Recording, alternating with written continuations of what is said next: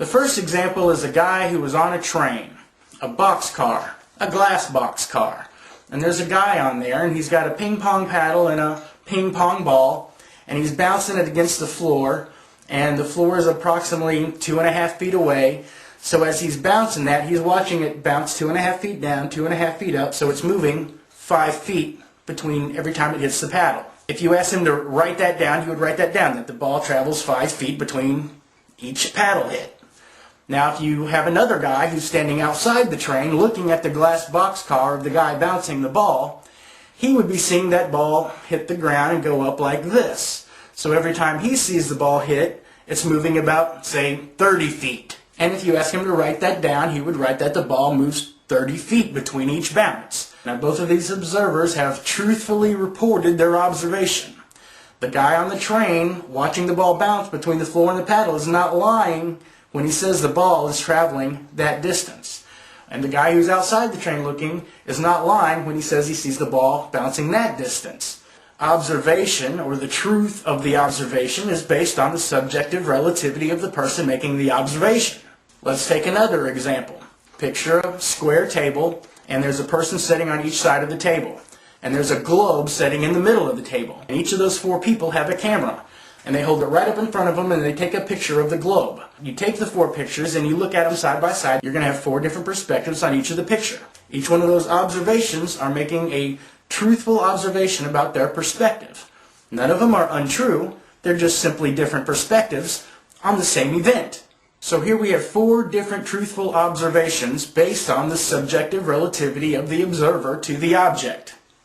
Now I'm sure a lot of you are probably also familiar with the double slit experiment, and I won't go into the details of all that, but it shows that electrons have particle qualities and wave qualities depending on how we're observing them.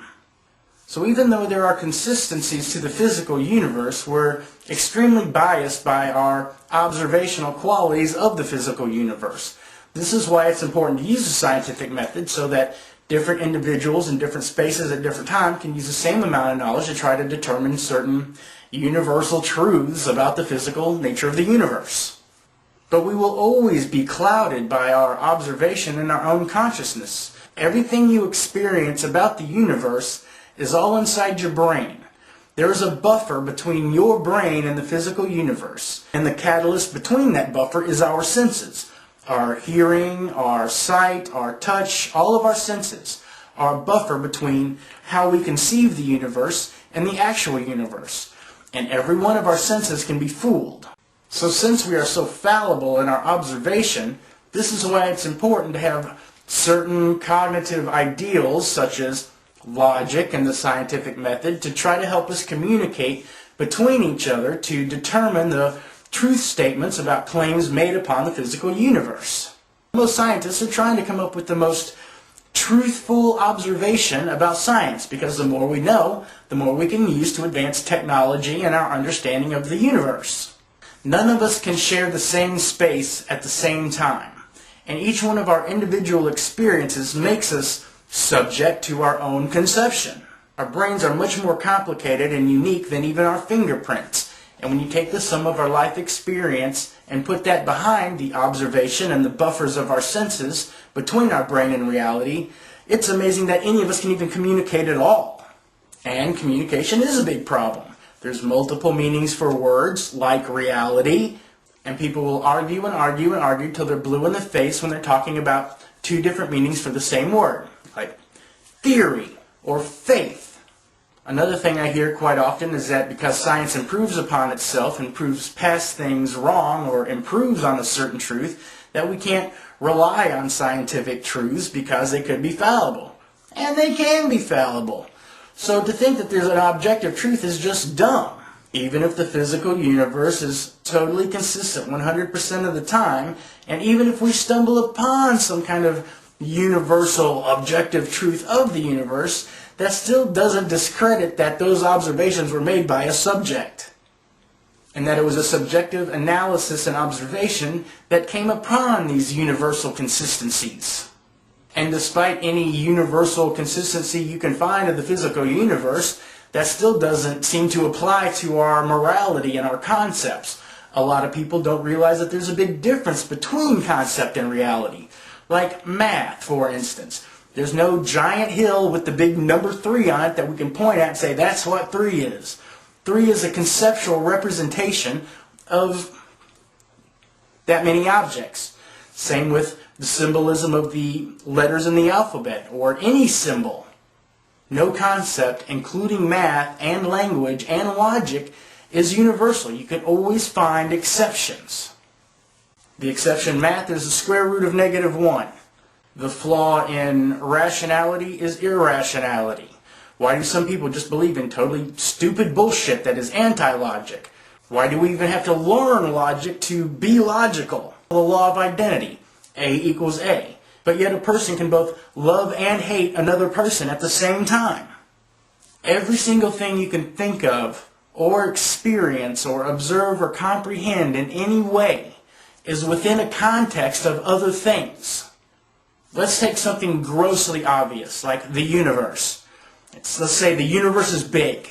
Big is within a context of small and even bigger. For us to understand big, we have to understand what medium size and small is. Okay, so let's get big out of the equation. The universe is. Okay, is in context of is not. Something either is or it is not. It's not halfway is and halfway is not. So even understanding the word is within a context. So let's throw that out of the equation. Let's talk about universe. The universe, pretty much by definition, is everything that is. But we have scientists talking about how our universe might be a brain, B-R-A-N-E, inside of a multiplex of universes. And some would conceptualize that these multiple brains are just part of the same universe and that we're just a section of that. Then let's take it another step further. If you went to China and stood on a street corner and started yelling out universe, nobody's going to know what you're talking about because of the language. Even the word universe itself is conceptualized within our language. And you would have to learn every different version for the word universe to be able to talk to everybody on the planet about it. And from all the different models and hypotheses of the universe that have accumulated over time, it's easy to point out that even though you might call the universe the sum of everything, there's several different models of it. And who's to say that the one we have today is the correct one? Scientists today don't even know if there's a barrier to space or if it goes on for infinity. The point I'm getting at is that everything is understood within a context no matter what extreme you want to take it to.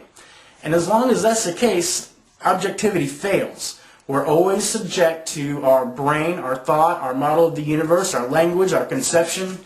Everything is within a context. And by not thinking these throughs and taking it this far, objectivity leaves you in a state where if you think that you know something is a fact, that it's unchangeable, then you stop thinking about it. And that's just wrong on all levels. Most people being unaware of the difference between what is conceptual and what is actual will never be able to come to terms with what is really real and observable. Even if there are some objective truths out there, they'll never be able to separate that from their own experience. And a few bits of knowledge we can share about the physical universe, which are within each of the sciences, physics and biology and astronomy and all that other stuff.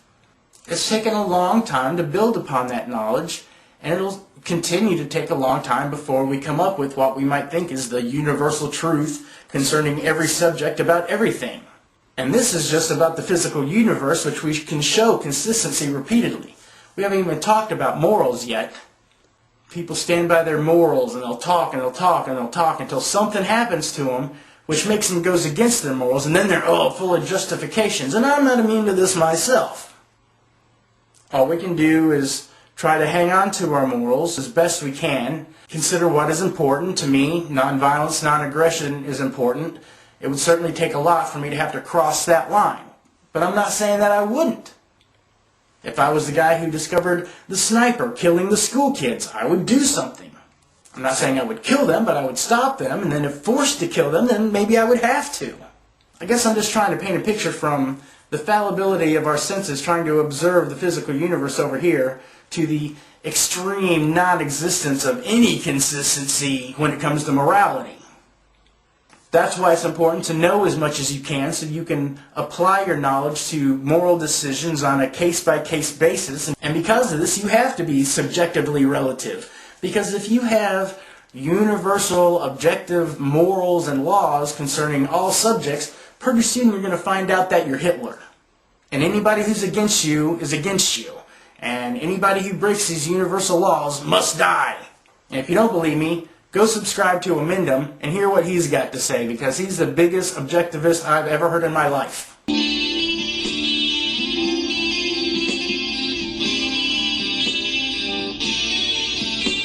If you can subscribe to Amendum, he might be suspended. I don't know, because I don't watch Amendum. Even though he totally despises me. But I think he should have the right to speak.